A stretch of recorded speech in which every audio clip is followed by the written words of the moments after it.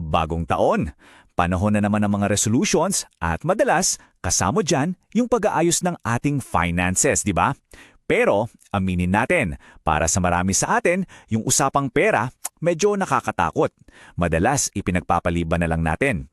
Well, sa pag-uusap natin ngayon, ang layunin ko ay bigyan kayo ng isang malinaw na gabay. Pag-uusapan natin kung paano ba talaga buuin ang isang matatag na pundasyong piskal, pero sa paraang simple lang, walang pressure. Okay? Simulan na natin. Pamilyar ba sa inyo yung pakiramdam na yan? Kasi 'di ba pagkatapos ng lahat ng selebrasyon at gastusan ng Pasko, biglang darating ang Enero at kasama niyan yung mga credit card bills. Ito yung tinatawag nating financial hangover. At alam nyo, normal yan. Halos lahat tayo dumadaan dyan. Ang mahalaga, at ito ang gusto kong tandaan ninyo, ay hindi yung pagkakaroon ng hangover, kundi kung ano ang gagawin natin pagkatapos. So ang unang-una nating kailangan gawin ay baguhin ang ating pananaw. Ito yung pinaka-foundation ng lahat. Ang pag-aayos ng finances, hindi yan parang isang malaking renovation na kailangan tapusin sa isang linggo.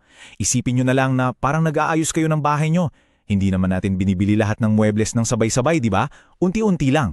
Siguro isang silya muna ngayon, baka isang bagong lampshade sa susunod na buwan. Isa-isang piraso hanggang sa mabuo mo yung itsura na gusto mo. Ganun na ganun din sa pera. Maliliit na hakbang, pero tuloy-tuloy. Okay, para maging malinaw at simple ang ating paglalakbay, hinati ko ito sa 5 importanteng hakbang. Uunahin natin ang pagbuo para sa kinabukasan, tapos haharapin natin yung nakaraan. Susunod, maghahanda tayo para sa kasalukuyan at babaguhin din natin ang ating mindset. At sa dulo, pagsasama-samahin natin ang lahat para sa isang buong taon ng financial health. So, let's begin! Sige, umpisa na natin sa unang hakbang. Para sa akin, ito ang pinakamahalagang investment na gagawin ninyo, yung para sa inyong kinabukasan. At alam nyo ba, ang pinakamadali at pinaka-accessible na paraan para dyan ay yung pag-ipon para sa retirement, gamit mismo yung mga benepisyo na inaalok sa inyong trabaho. Kung yung kumpanya ninyo ay may inaalok na 401k o anumang retirement plan, please, samantalahin nyo yan. Ito na ang chance ninyo. At huwag kayong matakot, simple lang talaga ang proseso. Unang-una, mag-enroll lang kayo. Pangalawa, mag-contribute kayo. Kahit na gaano kaliit na porsyento lang yan galing sa sahod ninyo. Pangatlo, pagdating sa pagpili kung saan i-invest, para hindi kayo malito, hanapin nyo lang yung tinatawag na large cap fund. Ang ibig sabihin lang yan, i-invest yung pera ninyo sa mga malalaki at matatag ng kumpanya. At tekin nyo na yung pipiliin ninyo ay may pinakamababang expense ratio. Ito yung bayad sa pag-manage ng pera ninyo. And lastly, yung pang-apat, iset up nyo yan at kalimutan nyo na. Hayaan nyo lang. Ang importante dito ay yung consistency, hindi yung laki ng sinisimulan ninyo. Alam nyo, madalas nating naririnig yung payo na kailangan nating i-max out agad yung contribution natin. Please, huwag kayong ma-pressure dyan. Sa dami ng taon ko sa industriyang ito, ito ang isa sa pinakamahalagang aral na maibibigay ko sa inyo. Ang 1% ay mas maganda ng di hamak kesa sa 0. Magsimula lang kayo kung saan kayo komportable. Yung 1% na yan, hindi yan maliit na bagay. Yan na yung simula. Yan na yung pinakaunang brick sa pundasyon ng inyong kinabukasan. Okay, so may plano na tayo para sa future. Ngayon naman, kailangan nating harapin yung nakaraan. At ang ibig kong sabihin dyan, yung mga utang natin. Pero gusto kong isipin nyo ito sa ibang paraan. Yung pagbabayad ng utang para na rin niyang pag-iipon. Ang iniipon mo, yung sarili mong kapayapaan ng isip. Peace of mind. Huwag po kayong malulula sa mga technical terms. Pagdating sa utang, isa lang ang kailangan yung tandaan tungkol sa interest rate. Ito lang yon. Kapag malaki yung numero, masama yon. Kasi ibig sabihin, mas malaki ang binabayaran yung pera na hindi naman talaga napupunta sa inyo, napupunta lang sa bangko. Kaya napakalinaw ng diskarte natin. Uunahin nating bayaran yung utang na may pinakamataas na interest rate. Period. Tignan natin tong example. Halimbawa, may utang ka sa credit card na $1,000 at may auto loan ka na 15,000. Sa unang tingin, parang mas nakakatakot yung auto loan, di ba? Pero tingnan natin yung interest rate. Yung credit card, 13%. Yung auto loan, 5% lang. Ibig sabihin, kahit mas maliit yung utang sa credit card, yan yung pinakamabilis na kumakain ng pera nyo dahil sa taas ng interes. Kaya ang tamang diskarte dito ay napakasimple. Bayaran mo lang yung minimum na kailangan para sa auto loan, tapos lahat ng extra mong pambayad, ibuhos mo lahat dun sa credit card. Ubusin mo muna yan.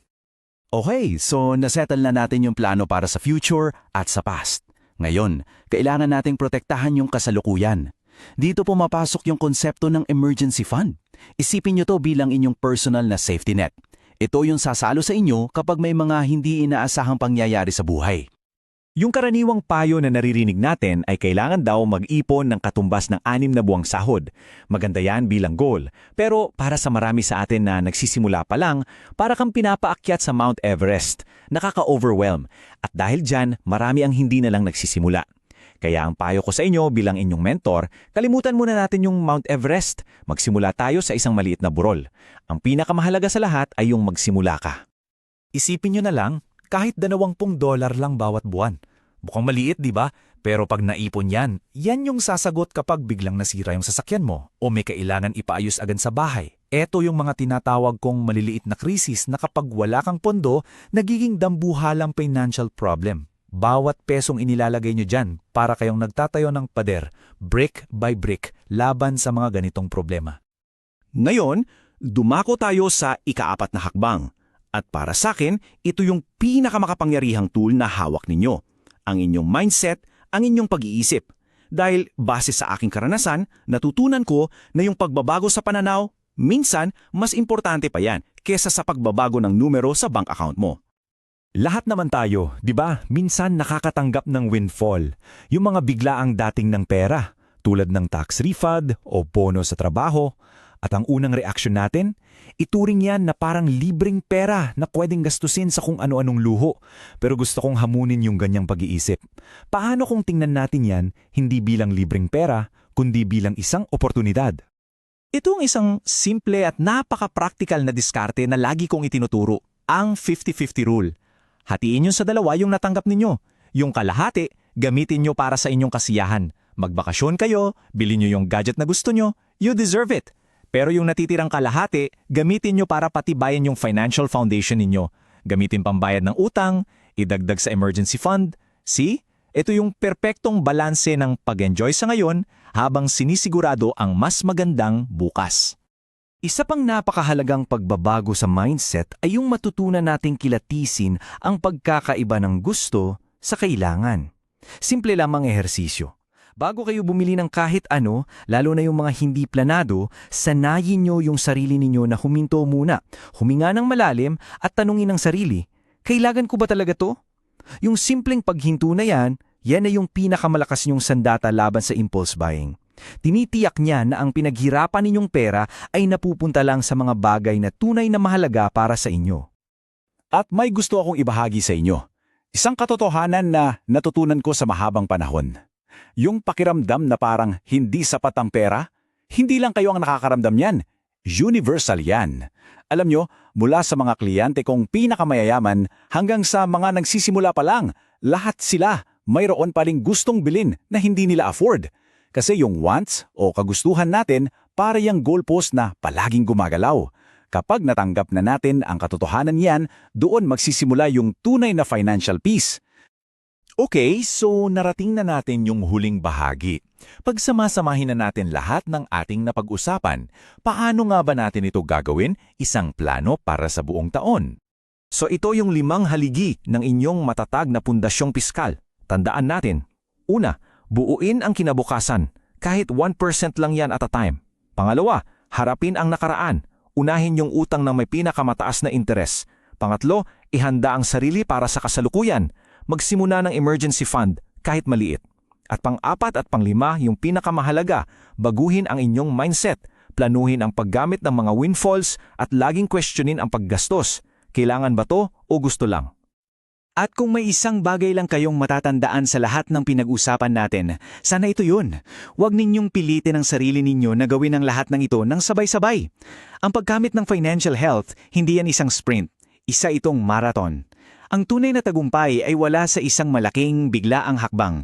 Nasa maliliit, consistent at pinag-isipang desisyon na ginagawa ninyo araw-araw. Kaya naman, sa pagtatapos natin, iiwan ko kayo ng isang tanong at isang hamon.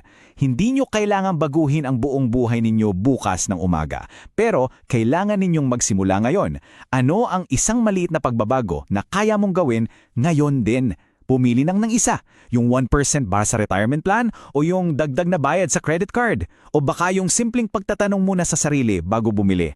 Ano man yan, gawin nyo ngayon dahil yan na mismo ang unang hakbang ninyo tungo sa isang mas matatag at mas panatag na kinabukasan.